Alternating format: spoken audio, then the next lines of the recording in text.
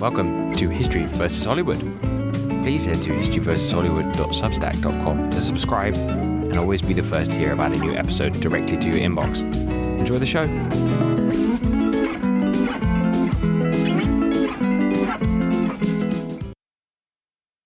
Thus Wallace on the gallows high was hung, and quartered was, who William Scotland's king had well deserved to have been called and more. For freedom's cause in all his acts he bore. His quarter sent to places different far, to fright the Scots and stay the rising war. But fruitless all, for soon his deathless fame through Scotland spread, and kindled freedom's flame. What do you think of that? Yeah, wow, it's powerful stuff. Yeah. When I was reading it in the notes, in my head, it was kind of had like a sort of childish nursery rhyme look to it, but the way he did that was so, whoa. Yeah, I'm no poet. Stuff. I'm no poet. Anyway, welcome everyone. This is that was Blind Harry once again, our William Wallace's chronicler, the only man who seemed to write anything down about him at the time period. So we do have to keep referring to this poem to figure out what was going on. But yeah, welcome back to History vs. Hollywood. So this is part 5, and definitely this time will be the last of the series on William Wallace. No matter how long it takes, we're going to finish it today. I don't know. I do plan on doing some rambling, so okay. Well, about a quarter of the way through. We'll see. Great, yeah. Joined once again by my brother, Charlie Cooper, our resident film expert. And my name is Jack Cooper, your host. So, what are we going to get into today? Charlie, have you read the notes? I have read the notes. We are talking about, I guess, the third act of Wallace's life, the downfall, the slow decline, and like the sort of last little bit of resistance, I guess. Although, having read the notes, it seems to me to almost be the most interesting part of his life. It's like all hope's lost. Scotland is slowly turning back to the English, and spoilers, he's going to get betrayed by pretty much everyone he knows and die. But still, it almost shows just how impressive William Wallace is as a figure. Yeah, exactly. And it's a shame that it's not more well documented. I mean, essentially, you have lots of information up till the Battle of Falkirk, and then all of a sudden it's 7 years later. You kind of just have to pick bits and bobs out of Blind Harry's story, and then the evidence you can find in the records since then. But 7 years pass very quickly. So let's just go over quickly what we're going to cover in today's episode. We'll catch you up on the end of the last episode, so the aftermath of the Battle of Falkirk, just so we're on the same page again. Then stuff slightly slows down in the world of William Wallace. I think he probably found it a bit of a sort of an anticlimax the past few years of his life. But as you mentioned, it's actually full of really interesting tales. So we're going to go through his diplomatic missions. William Wallace, it doesn't happen in the film, but he actually spent quite a lot of time abroad. Or does it happen in the film? I don't think so. There's no William Wallace in France, is there? There's pretty much the end, the climax of Falkirk. So there's about 5 minutes of him huddling under cold rocks in Scotland, and that's about it. Well, he did do probably quite a lot of that, but it was 7 years of huddling under cold rocks. And in the meantime, he spent some time in France and potentially also Italy as well. Rumors he went to Norway, but no evidence really. Blind Harry refers to it, but it doesn't really match the dates of anything. And then finally, we'll wrap up the story with the climax of William Wallace's life, which is his betrayal and his murder. You could call it a murder because there was a show trial. We'll get into that later. The hands of the English. Sound good? Yeah, great. Very excited. Cool. So then let's get right into it. Let me just catch you up quickly on Falkirk. Do you remember what happened last time, the Battle of Falkirk? Yes. So, he, for some reason, after drawing the English further and further into Scotland, he decided to stand his ground for reasons unknown. Yeah. But torn apart by bowmen. The nobles may have betrayed them, more likely fled in the face of greater numbers. And William Wallace escaped, leaving 10,000 Scottish dead? Yeah. Pretty much wiping out most of southern Scotland's sort of fighting men, right? Yeah, basically. It was an absolute disaster. about 15,000 Scots stood up to 100,000 English for some reason, perhaps because they couldn't escape because the English were better horsed. And yeah, the English longbowmen shot them to pieces. And I do mean the English longbowmen because they were Welsh, famously Welsh longbowmen, but they refused to fight because they'd had a falling out with Longshanks earlier in the campaign. They shot to pieces. The Scots broke rank and legged it, and then they were ridden down by the English cavalry. Wallace managed to escape, and as did most of the Scottish nobility, which is important in the next phase of the story, as somebody had to carry on the fight, and they very much did. So, as much as Falkirk was a defeat for the Scots, it was a victory technically for the English, but it wasn't a victory in the war for the English. It was a big moment that led to nothing, slightly underwhelming. So, Wallace gets away, but that's basically him. He's done now. So, the man that was Wallace, the indestructible giant of Scottish independence, has tarnished his reputation beyond repair, essentially. And so very quickly, at this point, if you remember, he was the protector of Scotland. He was essentially the captain of Team Scotland for everything. He wasn't quite the king, but he was a king in all but name. That's now over, and he very quickly resigns after the Battle of Falkirk and hands. Do you think he's encouraged to resign? Was there some sort of meeting of the nobles? Or yeah, I think there's out? questions around whether or not he would have resigned anyway shortly, because he was like a man of low birth, and the nobles didn't really like him being in his position. They were happy to back him when his star was in the ascendant, but kind of once he was the protector for a while, they were getting a bit sick of it. So I think if he was a clever man, he probably would have resigned shortly anyway, whether he'd won or lost. Which it seems like he is. Yeah, he does seem like a smart guy. So he basically sees this it, game over. It's time to pass the buck. And so he resigns and he hands the protectorship of Scotland to Robert the Bruce, the future King of Scots, and also John the Red Comyn, who is the guy in the film who gives him a dirty look and rides away at the Battle of Falkirk.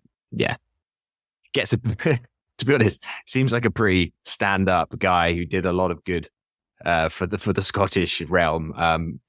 Kind of gets done dirty in Braveheart, to be honest. See, that's what I'm terrified of, the idea that one day I'll be in the wrong place at the wrong time to become the antagonist for a person's like coming of age story, someone's autobiographical film. I'm just like their partner, and they were like, "Ooh, he'd make a good bad guy." Exactly. You don't want to go through life and then all of a sudden you're getting torn apart in somebody's memoirs. You know? Yeah, exactly. Yeah. Okay. Yeah. So after the battle, the English stick around. There isn't another big battle, but the Scottish nobles that do get away, they go back to their parts of the country and they keep up the fight.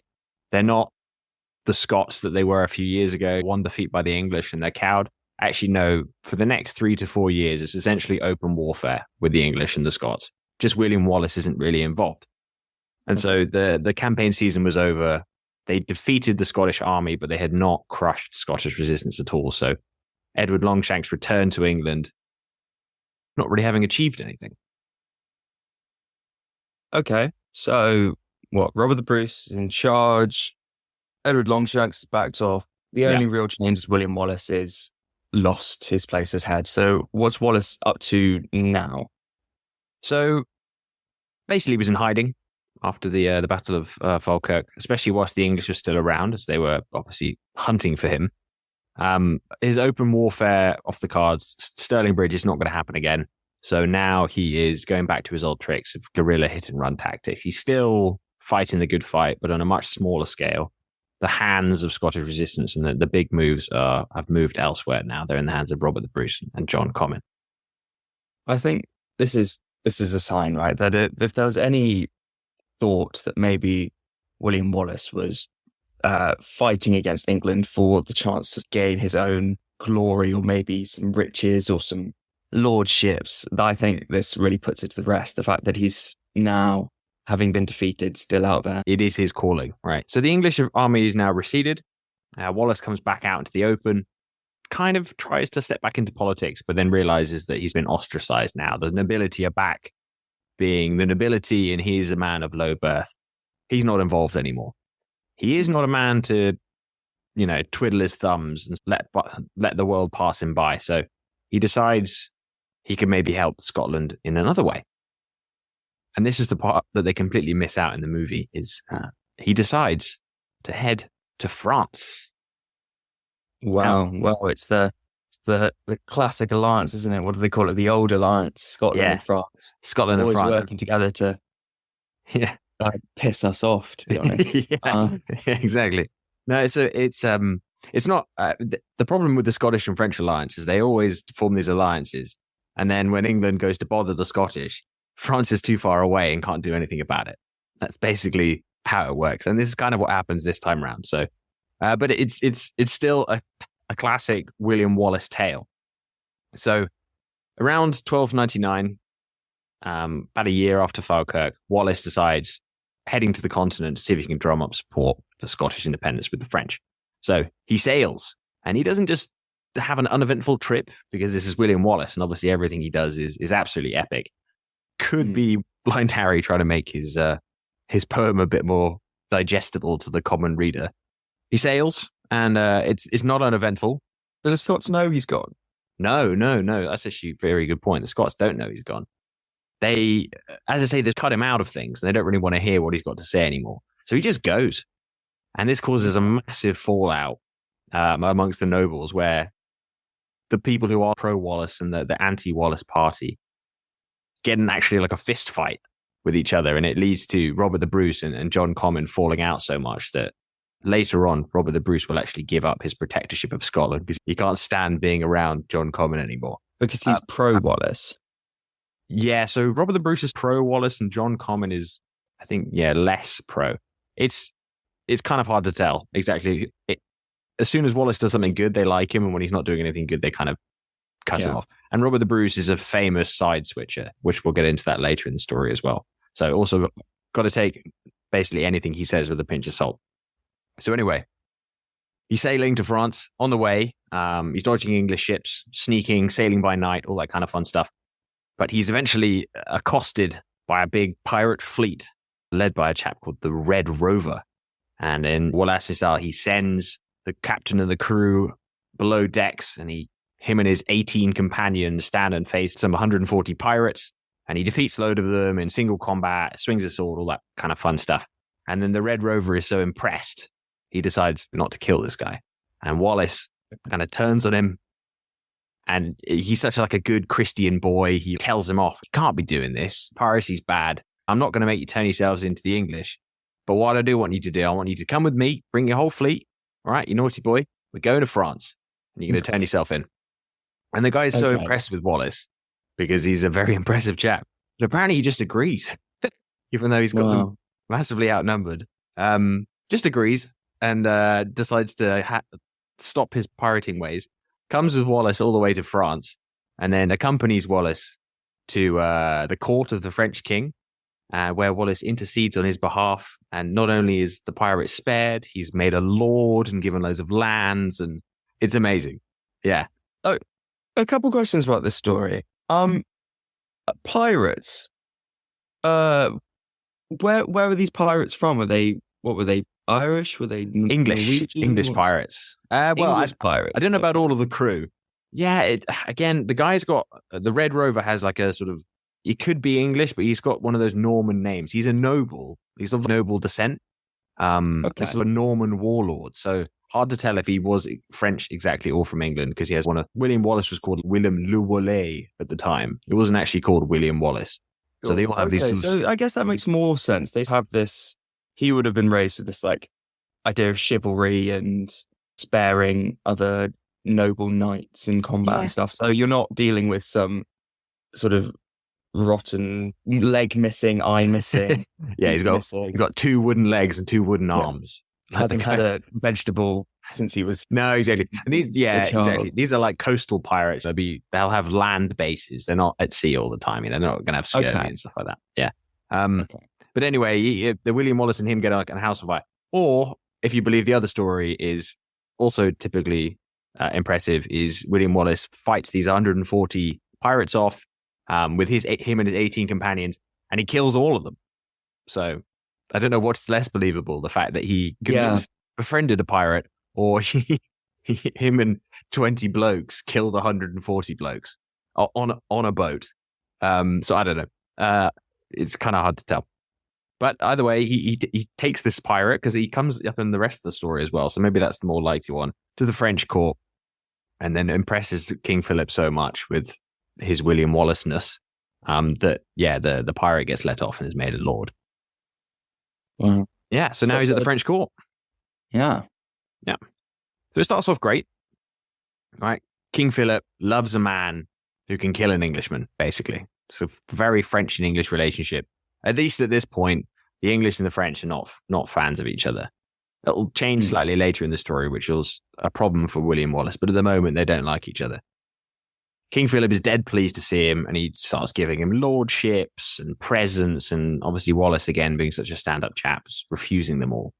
But he does agree to stick around at the court, and he just gets into all sorts of hijinks. And he solves crimes. He goes to battle. He besieges Bordeaux on behalf of the French, and he comes back and he solves more crimes and finds traitors and all that kind of fun stuff. It's all very exciting whilst he's there. Okay, solves crimes as in not in like a policing way, sort of in judgment. Like palace intrigue. Okay. Yeah. Okay. And he's come with his 18 men and maybe 140 pirates. I don't imagine all of the smelly pirates. Imagine just their pirate lord. Okay, and Philip has put him in charge of armies, I suppose. Yeah. Yeah. Okay. Well, he's a very accomplished sort of combat leader. I don't know if he was in charge, but he certainly got stuck in. Incredibly charismatic. Yeah, exactly.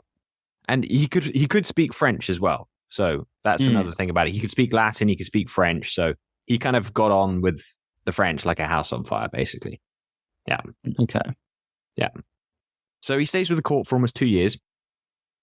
And at one point, potentially even pops over to Rome. He goes on a pilgrimage to see Pope Boniface, and whinges to him about how the English are treating the Scots. Well, not whinges. I mean, very justifiably complains about how the English have been treating the Scots recently. And convinces Pope Boniface of the English crimes to such an extent that he sends a papal bull all the way to England, not an actual bull, essentially a papal message all the way to England, bollocking Longshanks, at which when he receives it, he's absolutely furious, boiling over with rage. How dare this Catholic so-and-so tell me what to do with the Scots? But Longshanks is always about stuff looking legal. So he says, I'm still going to bother the Scots, but I will ask my barons if they think we should stop or not. And then he puts it to his barons, and all the barons are like, no, keep killing the Scots. So it doesn't really lead to anything in the end. But it's an exciting turning point. You get the Pope involved. Pope at the time was a bit more exciting than the Pope is today. He had like an army, stuff like that. So if he really wanted to. Bit of a threat, wasn't he? Yeah. So this papal bull definitely came to England. Whether William Wallace had anything to do with it or not, that's exactly. Okay. Yeah. So it's good timing, and he was there complaining about that sort of thing. So he could very well have done, but we don't know at the moment. But we do know he was at the French court, and we do know he potentially went to Rome. The only problem is that Wallace couldn't really get like a definite commitment out of Philip. Philip was always happy to he's like, I'll mediate a peace, I'll broker it, so it's fair for everyone. But Wallace wanted him to raise an army, send it over to England, and then to help the Scots. But King Philip just wasn't going to give him that. So he decides, I've had enough fun in France. Scotland's still there, and the fight's been going on without him. There's been open warfare with the English now for about 2 to 3 years in his absence. So he decides it's time to go home. And he sets sail for Scotland, full of gold and new stories and more intrigue and stuff that sort of makes him seem a more interesting man than he was that he left. Burnishes his reputation. Exactly. So there's something in this whole sort of segment of William Wallace's life, the travels to France, that they smack of like the ancient Greek hero. Him and his band of men traveling on boats, very Odysseus style, fighting off pirates, getting them on board. It almost seems to me like it's a sort of a perfect mixture of the Greek or Roman hero mixed with like a Christian saint. You know what I mean? Instead of killing pirates, telling them off, being like, what would God think of you? And then getting them on side without fighting. And even sort of Hercules in this, like very Herculean in the way that he goes off to a foreign court and is sent on a bunch of tasks. Yeah. It's very interesting because obviously Blind Harry is a great source for this time, but he doesn't seem the most trustworthy. I saw when researching this section that there was a story of William Wallace being sent by the king to kill a lion. Yeah, I mean, come on. That's taken right out of a sort of Greek myth, isn't it? Yeah, exactly. But I think all in all, what I love about this part of William Wallace's life the most is this really turns him into this, like, I don't know, somewhat an idealistic medieval hero, the mixture of the Greek classical hero and the sort of Christian hero at the same time. Absolutely. Yeah, I couldn't agree more. He's not a man that lets things get him down. He is a man of action, and he goes away, disappears, and has many trials and tribulations, and then comes back still ready to fight. But the only problem is he'll return to a Scotland that is vastly changed than the one that he left a few years earlier. And I think on that note, we should take a break. Exciting. Yeah, exactly. Join us again in the second half to see exactly how much Scotland has changed in his absence as we run down to William Wallace's unfortunate end. See you in a moment. See you then. Hello and welcome back to the show. Hello, everybody. So, we're in the rundown now to Wallace's grisly end. He's been away in France. What's been going on whilst he's been away? Right? He's been away for about 2-3 years. In the meantime, obviously, life in Scotland continued. So, the Scots had initially kept the fight going well. It'd been pretty tough for the English. There's sort of a cycle of invasions that didn't really amount to anything over the few years that the Wallace was away. But the old rivalries between the Scottish nobility would begin to tell. I mentioned earlier about the fist fight between John Comyn and Robert the Bruce, but that sort of thing was going to become more and more frequent in the years of Wallace's absence. So the Scots keeping the fight going. John Comyn and Robert the Bruce are in charge, but in about 1300, because of this falling out I mentioned earlier, Robert the Bruce resigns as the co-protector of Scotland, leaving just John Comyn on his own. That year, Longshanks invaded again with some initial successes. This time he was trying his best to make sure that the Scots, when they got hit, they stayed down, basically. He defeated a Scottish army at Cree, but again, the crushing victory he wanted didn't really materialize, and the Scots managed to get away to fight another day. This went on sort of cyclically every year. It would come to the campaigning season. Longshanks would invade. He'd get in one battle if he was lucky, and then the Scots would just leg it into the Highlands. And this would just go on and on and on. And whilst this was all happening, obviously the people of Scotland just sort of suffered. Every summer the English would invade and do horrible things. And the Scots, in reprisals for, helping out, they also did pretty horrible things as well. So it wasn't a good time to be in Scotland. Yeah, it reminds me a lot of the Spartans and the Athenians. Sort of, the Spartans would just roll up into Athenian land every year, burn houses, steal crops, cause a general ruckus, and then turn around and go home. Yeah. The Athenians come back out, sort of like waves on a beach. But was this, I suppose, wearing Scotland down? Were they getting closer and closer to breaking? Yeah. So it was having some effect. It wasn't the crushing victory that Longshanks wanted. And it was also, dragging out. To pay for all these wars, Longshanks obviously had to tax his own realm, which doesn't do well for his own support in the country. So he had to do something quickly. But it was also starting to tell on the Scotch as well. At the meantime, Wallace is away. Philip of France is constantly sending letters to England being like, I'll broker a peace. And Longshanks is like, bugger off, you Frenchmen. I don't want to hear from you. Especially if you've got William Wallace there as well. Robert the Bruce, no longer co-protector of Scotland, but he had been sort of holding out as a rebel around sort of 1302. he started to see that the writing was on the wall, and there wasn't. Well, Robert the Bruce always has his own kind of things he was looking for. He's a slightly sneaky, conniving chap, to be honest, at this part of the story. Not like William Wallace, who was purely in like the purest way possible trying to defend Scotland. No. Robert the Bruce would be like you or me or anybody else probably in the situation, and would be weighing up their own personal gain against exactly some sort of idealistic. Yeah, I mean, it had always been the way. The Bruces and the Comyns and the Balliols, it's the story we've told since the beginning of William Wallace, is they're all out to become the next king of Scotland. And for the time being, resisting against the English and sort of this war of attrition that they were fighting every summer wasn't doing Robert the Bruce any favors. It wasn't getting him closer to his goal of being the king of Scotland one day. So he decided to surrender. Well, not quite surrender, but sue for peace, be brought back into the King's Peace, as they would have called it, with Longshanks in 1302. So that's one big player out of the Scottish resistance already.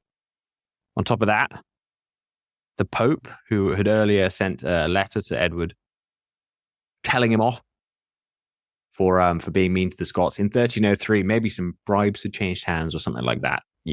I wouldn't put it past the Catholic Church, especially in the medieval period. They sent a letter to the Scottish clergy telling them off and encouraging them to come back into, being friends with the English. So the tide of sort of global opinion at the time was turning. Some of the Scottish nobility were beginning to turn as well. It was all starting to look pretty shaky, basically. Was Robert the Bruce as big of a name as he is today, as he was back then? Was he sort of behind William Wallace, maybe like the predominant figure in Scottish politics? At this time, yes. So his father, Robert the Bruce Sr., had also been sort of one of the top 3 guys in Scotland for his very long life. He lived to about 80. His son was also the same, stepped in immediately, and has always been trying to be the King of Scotland by pulling strings and greasing palms. Him swapping sides would have been a huge blow to Scottish. Yeah, system. Exactly. It's like if half the soldiers from an army suddenly told you they weren't going to fight on the way to the battle. So it was not good. Most of the forces were made up of the Balliols, King John Balliol, who was the guy who was put in charge by Edward Longshanks a long time ago, but is now sort of still rotting away in a jail cell in the Tower of London. They haven't got a lot of resources left. The Comyns still have a good amount of resources left, but the Bruces were a big part of it. And the Comyns now are sort of on their own with the Balliols. They don't trust each other either. They all are sort of backstabbing the whole time as well, trying to see, when they did eventually win this, who would come out on top. So it's all starting to look a bit shaky. And this is the environment that William Wallace came back into. Okay, so you've got just generally a situation that no one wants to be in. The English aren't happy that Edward's campaigning. Yeah. Edward's sort of smacking his head against the proverbial sort of Scottish wall. Yeah. The Scots are miserable. So I guess something's got to give, right? It's got to settle down somehow, but there doesn't seem to be any easy way out. No, exactly. It's starting to look very much like there's going to have to be a diplomatic solution. The Scottish people themselves are tired. They have resisted now. How long ago was Stirling Bridge? It was almost 7 years before this. So they've been at war almost constantly every summer for 7 years. You're just tired of it. People just want to get on with their lives. You've got to imagine people like now are just modern people, but back then they still had the same wants and desires to be left in peace and just to be able to get on with their lives. So I assume they still remember that sort of golden age of Scotland. Yeah. That wasn't too long ago, was it? Alexander. Yeah, it was a long bloody... fell off his horse all that time ago. True. Yeah, true. No, it was. I mean, there was, good times before when they were friends with the English as well. So people did start to slightly turn on that side. Yeah, so Wallace comes back into the middle of all of this. He left and they were fighting the good fight, and now no one really is. Even John Comyn would very soon make peace. So Wallace returns, and it is a classic Wallace return. Within sort of 20 minutes of getting off the boat, he spotted him and his compadres have to fight off a big horde of English soldiers. There's another desperate battle. Yeah, another desperate battle in the woods. lots of chopping people's heads off with his big sword and killing name characters from the English side and all that kind of fun stuff that Wallace always seems to do personally. Seems to have been everywhere in every battle that anybody important needed their head lopped off. But anyway, he gets away again and piles back into Scotland and goes about doing his usual guerrilla tactics. At this point, there isn't a lot of fight left in the Scots at this point of their independence fight. So Wallace was kind of doing it on his own, really. Yeah. All of the major nobility had now returned to the King's Peace and were now sort of chummy again with the English, at least, on paper. And so a lot of the people that would have also sheltered William Wallace and his band had disappeared and dried up. So he comes back thinking he's going to sort of lead the charge again. And he ends up essentially on the run. The English are everywhere. His friends in Scotland are few. And this is the part in the movie where he's hiding under lots of rocks and getting cold and sort of there's lots of rain and he's only wearing a kilt because he never decided to put a shirt on under his kilt or anything like that. So his journey to Europe, though it would have made an interesting part of the film, was he's back where he started. Yeah. Really. Yeah, exactly. If not slightly worse off. Definitely. Perhaps, yeah, definitely worse off. I mean, who's to say he would have been involved if he'd stayed because the nobility were already kind of pushing him out. But now he's definitely on the out. He doesn't have a lot of support anymore. And his time in France also kind of amounted to nothing. I mean, he came back with a lot of loot, so I guess he's got money to spare if he needs to bribe people. So this all kind of comes to a head when his supporter, King Philip, who had been trying to negotiate a peace with the Scots, with the English, between the English and the Scots the whole time, changes tact, as royals want to do, and decides that he's actually going to make peace with the English. And this is where Princess Isabella, the sort of very attractive female lead in the film, actually comes into reality. She's still a child. She's still like 7 or 8 years old. But unfortunately, in medieval times, that was ripe age to be, well, maybe not married off, but betrothed to someone. And so she's betrothed to one of Edward's children. And that basically seals a peace agreement between the English. And so the French support is now gone. Well, I guess that's sort of it, right? No matter how dashing and brave and how many lions and cities William Wallace can conquer, he just can't provide what a marriage between the Prince of Wales and the French king's daughter could do, So. No, exactly. He was pretty small potatoes by this point. He doesn't really have a lot to offer royal families anywhere at this point. He is a sort of slightly bedraggled man living in the woods with, say, 100, 150 men at this point. He's kind of off the radar. So by about 1304, it's kind of coming to a head. Longshanks has re-invaded again that summer, and this time he has a lot of success. He goes and he takes Stirling Castle, and that's really kind of the last nail in the coffin. It's where William Wallace had his greatest success. Stirling Bridge, the castle that overlooked the battlefield, been in Scottish hands for years now, and Longshanks has come along and he's taken it. And with that, the air goes out of William Wallace's career. He's now very much a man on the run, and he won't have long to live, essentially. Sure. Yeah. So, what about the rest of the Scots then? Because obviously Robert the Bruce changed sides before all this. Yeah. What about the others? So they're all now on paper on the English side. Edward Longshanks is sick of the fight. He basically offers to let bygones be bygones, let everyone return to the King's Peace. So Scotland is now back under Longshanks' thumb, very much so. And all the Scottish nobility that had been fighting with Wallace are essentially on the side of Longshanks at the moment. The only person that wasn't offered the King's Peace, and it was very clear, is Longshanks was never, ever going to let William Wallace get away. Everyone else was allowed to come back and say sorry and get on with their lives. Wallace was not offered that. He was going to die if Edward Longshanks had anything to do with it. And he did. Okay. Well, yeah. Making martyrs is never gone wrong before, so... No, exactly. Why not? Yeah. Always make sure they die really publicly. Yeah. And just quietly bump them off. So, this is basically the rundown into the end of William Wallace. And he was betrayed. And he wasn't just betrayed by sort of English helpers. There were Scottish knights involved, and Scottish knights that had fought with him directly. So I'll tell you a little bit about how it went. Sure. So Wallace is a desperate man. He's constantly on the run now. He's got a few companions with him. He lives in the wilds and depends on those who are loyal to him to provide him supplies. What he doesn't know is one of those companions with him is the nephew of a Scottish knight that has been essentially bought by Longshanks. The Scottish knight was in jail after the battle of the Battle of Stirling Castle that I just mentioned. So he'd been in jail since then. He was let go with the express purpose of hunting down Wallace, and he's got his nephew in with him. So this knight knows exactly where William Wallace is at all times. So about 4 months after releasing this knight, it would all come to a head. William Wallace is pretty desperate. He's even looking for friends in places he wouldn't usually look for them.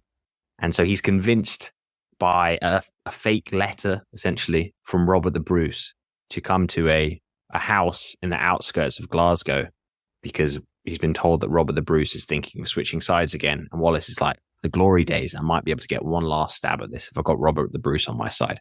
So he goes, him and his companions, they come to this house and they wait for Robert the Bruce to arrive. Obviously, this is pre-WhatsApp. You can't just text people like when you're arriving. It's sort of a rough idea. I'll be there on the full moon or something at the end of the month.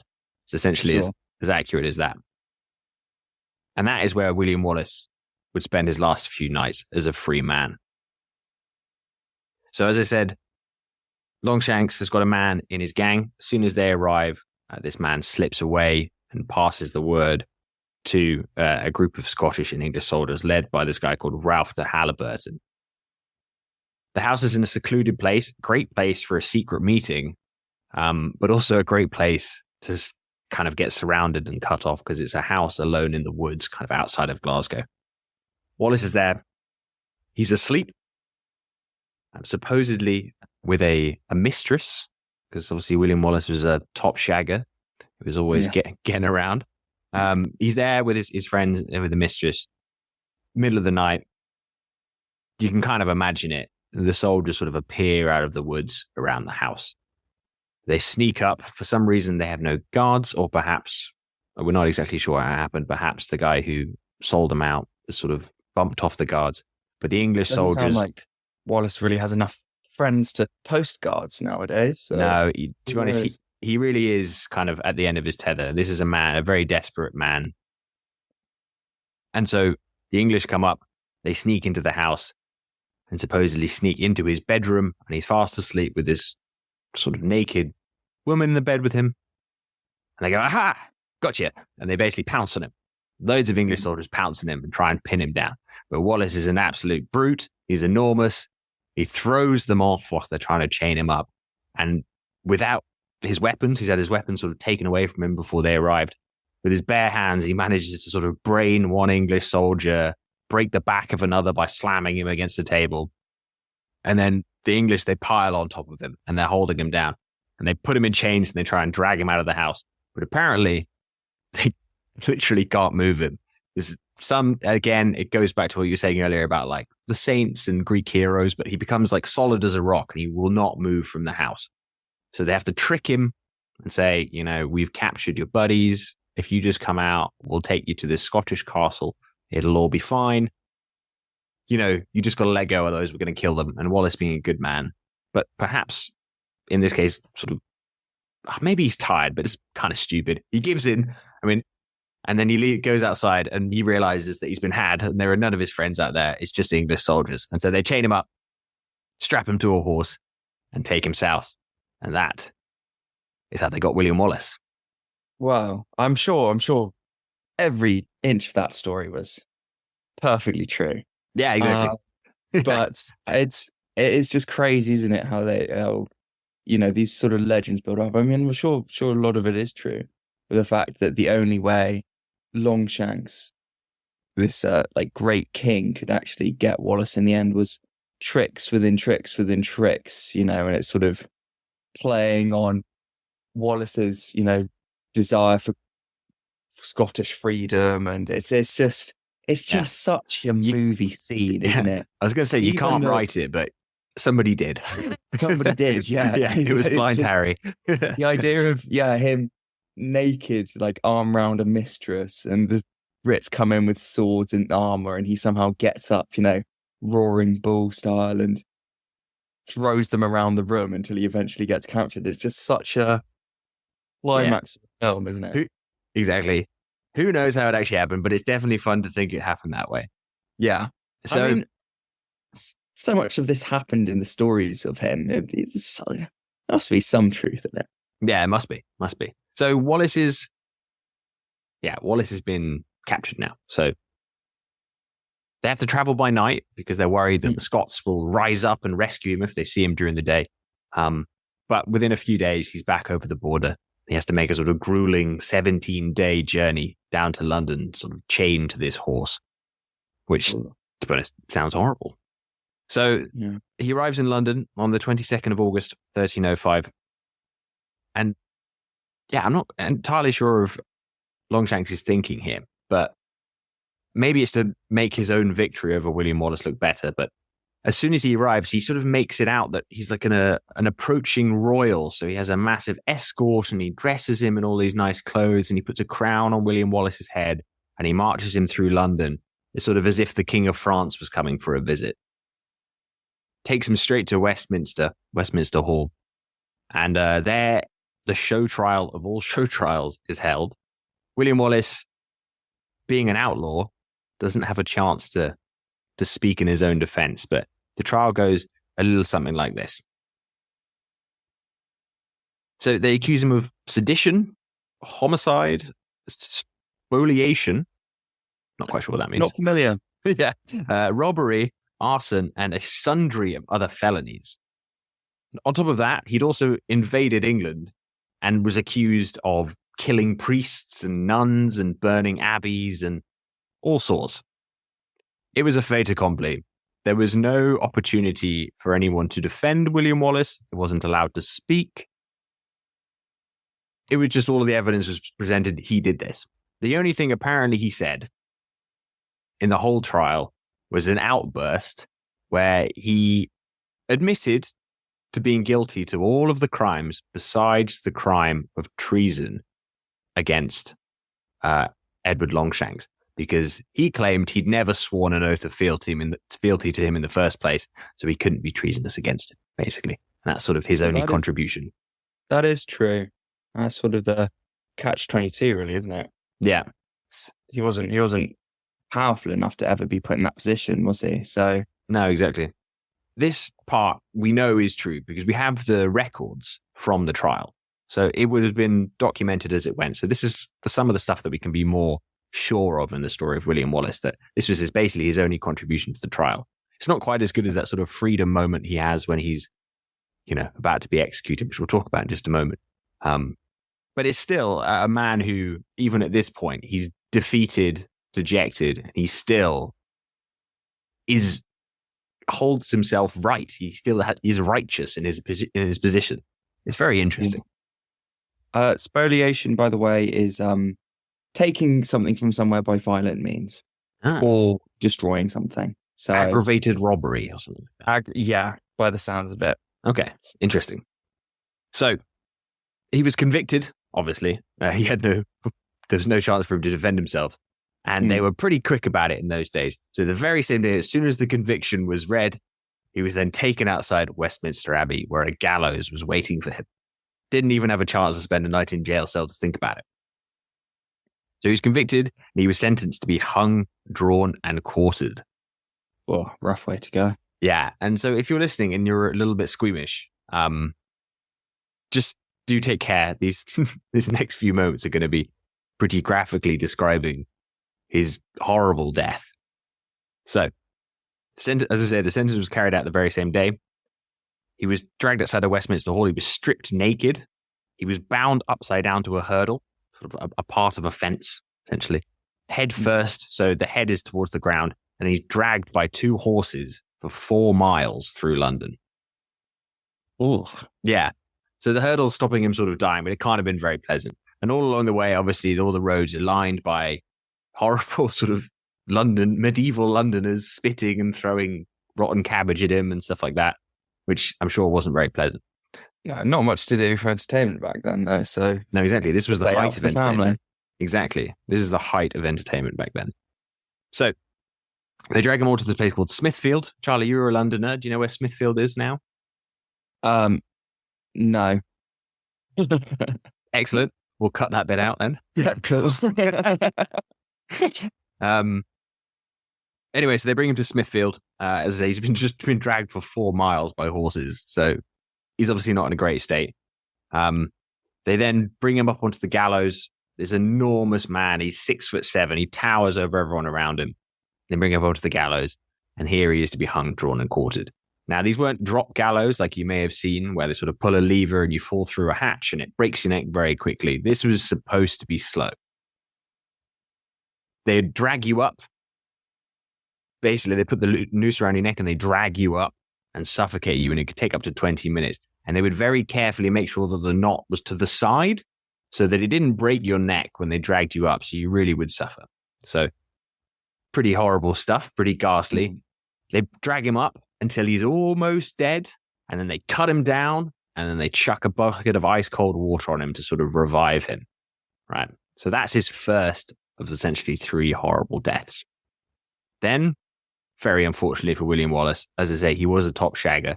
He's then gelded in front of the crowd. They cut off his manhood. You know, a man who was by every description a man. And then they cut off his manhood at his last moment and show it to the crowd. And they're all having a great time. This is, as you say, top entertainment. They then tie him to a table, slice open his abdomen and pull out his entrails, which they then burn on a fire in front of him. Yeah, poor bloke. And then the coup de grace happens. The executioner then reaches into his chest and cuts out his heart and brings out his heart still beating and shows it to the crowd. And obviously now, up until this point, William Wallace has been alive through all of this, but now, thank God for him, he's finally dead. But the show's not over. Okay. Yeah. So they then cut his head off, and that's the big moment. Everybody cheers, way. And then they get out a sort of big butcher's cleaver, and then they quarter him. They chop him into 4 pieces. And that was the grisly end of William Wallace. Wow, that's yeah, that is quite a way to go. I know, pretty horrible. The whole time I was listening to this, I was again, sorry to hammer this point home so much, but I think this is what makes him such a amazing hero, especially for the so Christian inclined people. I don't know how Edward Longshanks could think that dragging a rebellious hero through city streets with a crown on his head and then publicly executing him wouldn't get his peers riled up, because it sounds a lot like Jesus. Yeah. Don't you think? Yeah. A lot more graphic and horrible, but for a warrior hero, it's sort of more of a graphic warrior's death, I guess. But I mean, this makes me want to start a fight against. It makes you furious, doesn't it? Yeah. And on top of that, not only did Edward Longshanks just do this, obviously, as I say, there's no news back in the day, so only people inside London would have seen this. But he actually decided to spread the news, so they quartered him, and then they took 4 parts of his body, so his 2 legs and his arms and bits of his torso, and they nailed them up in different parts of the country. So they spiked his head on London Bridge. That was typical. They took his right arm to the bridge at Newcastle upon Tyne, his left arm to Stirling, where he'd fought his greatest battle, his right leg to Berwick, a town he had not so long ago invaded and relieved of the English, and his left leg went to Perth, another town in Scotland. So very quickly after this execution, everyone in Scotland from all sides of the country is very well aware of what's happened to their hero, William Wallace. I don't really know what Longshanks is thinking there. It's just so good for his PR. It's such a perfect end to this story of this guy who's like fighting bitterly against all odds. Surely he would have been better off, I don't know, quietly gotten rid of. Yeah. Assassin in the night, maybe his body thrown into like a nearby town where people would have recognized him, something like that. Yeah. Maybe, make it look like he died in a drunken brawl or whatever. I guess it was for Edward's people more than for the Scottish, really. Yeah, absolutely. And even you mentioned earlier about him, the sort of Jesus-esque figure. I mentioned they brought him into town and they sort of put a crown of laurels on his head whilst they were doing the trial. It's very hard to detach the sort of Jesus Christ imagery from that, the crown of thorns, as well. So it really did. His death was what kind of solidified his legend. He'd always been a man surrounded by mystic and legend, really. But his death really kind of hammered it home and meant that in death, he was probably more of an asset to Scottish independence than he ever really was in life. Yeah, because, he was not like a man who actually really, in sort of cold, hard facts, accomplished that much in his life. But now he has become, and I think quite literally, just the ideal Scottish hero. I'm not huge on Scottish mythology before this time, but this man who was sort of, gritty and brutal and sort of, but also had these amazing, beautiful, like strong moments. He almost perfectly encapsulates what a Scottish person would think a hero would be. Even this mixture of like Christian and Greek/Roman, characteristics and stories. Edward has just set up this ideal figurehead, hasn't he? Yeah, and it was a mistake. It was a mistake you made. So, as you say, he had a very short and very brutal life and sort of a brief moment of fame, but his spirit would live on in the fight for Scottish independence. This towering giant had died so far from the home he loved. He died in England, surrounded by his enemies. But it wouldn't be long after his death, 7 months, in fact, that a new hero of Scottish independence would rise up in the name of William Wallace, the name that his death had sort of solidified. And that would be Robert the Bruce, who 7 months after the death of William Wallace was crowned King of Scots at Scone. And would take Scotland forward. It would take years again yet, but Scotland would eventually win its freedom from the English at the Battle of Bannockburn under the leadership of Robert the Bruce. And I don't think he would have been able to do any of that without William Wallace coming before him. Oh, chilling stuff, huh? Yeah. So I think that's that. There we go. So that's, William Wallace's life and death. Yeah. As seen not in the Mel Gibson film.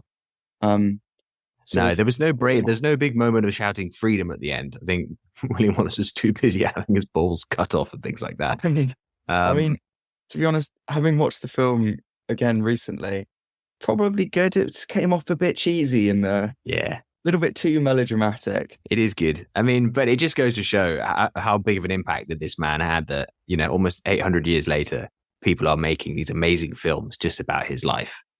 And he may not have got all the facts right, but the film is brilliant. But I think William Wallace's life is far more interesting than the film portrays.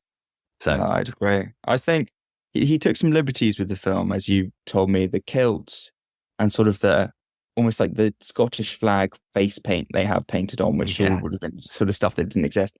But I think after hearing the real story of him and like what he meant for Scotland, you can almost forgive that stuff because he really is almost like Scotland personified, isn't he? Yeah, exactly. He's an image. Defines the relationship between Scotland and, Scotland's relationship with England, I'd say. Yeah, totally. So, 5 episodes later, and the story of William Wallace has come to an end. So, we'd just like to thank you very much for listening along with us, those of you who have. History vs. Hollywood will come back next week with a brand new series. We're going to be taking a look at another fantastic film, The Last Samurai, and the story of Saigo Takamori, the short Last Samurai, who is the inspiration for the character Katsumoto in the film. So we'll be taking a nice long look. Hopefully not 5 episodes long, but who knows? At that. So please, if you're interested in that, please join us again next week as we get into that. Any last thoughts, Charlie? No, that's it. I'm looking forward to coming back next week and getting stuck into the samurai. So yeah, can't wait. Goodbye from me. And goodbye from me.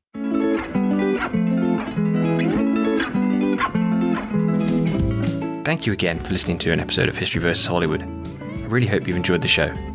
You might have noticed, but I'm just beginning to get this show off the ground, and it would be invaluable to have your support in doing so. The best way you can help us out is by leaving a review wherever you're listening. You can do this on Spotify, Apple Music, YouTube, wherever. If you happen to be listening directly in Substack, perhaps you could just let me know what you thought in the comments. If you like the show, please go ahead and like it. You can restack it, or if you really like the show, then perhaps you would consider adding me to your recommendations. That would be absolutely amazing. On top of that, there is a paid option, so you could consider upgrading your subscription. That would go a very long way to supporting me, helping me pay my artists and contributors, and buy research materials that make this all possible. But that's completely optional. I'm just happy to have you here and listening. So thank you once again, and we'll see you next time for another episode of History vs. Hollywood. Goodbye.